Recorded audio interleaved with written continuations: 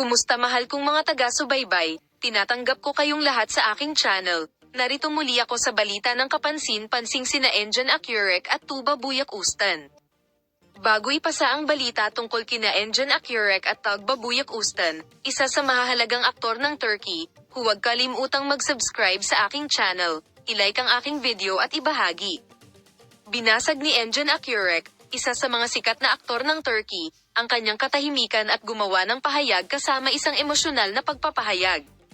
Ang mga salita ni Akyurek, "He has always been my most valuable possession." This statement made a big impact on social media.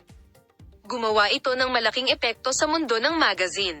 Nagtaka ang mga fans kung sino ang tinutukoy ng sikat na aktor. Narito ang mga detalye ng balita.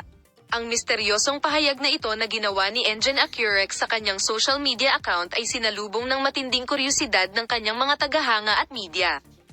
Ang mga pahayag ni Akyurek ay binigyang kahulugan bilang isang misteryosong pag-amin ng sikat na aktor. Siya ang taong lagi kong pinahahalagahan. Matapos ang mga pahayag na ito ng mga baterya, nagsimulang kumalat ang mga tagahanga ng mga tsismis tungkol sa kung sino ang taong pinag-uusapan. Ang pag-amin ni Engin Akyurek ay isa sa ilang mga pahayag tungkol sa pribadong buhay ng sikat na aktor. Mahusay na hakbang ang ginawa ng mga fans ng Akyurek para malaman kung sino ang nasa likod ng pag-amin na ito.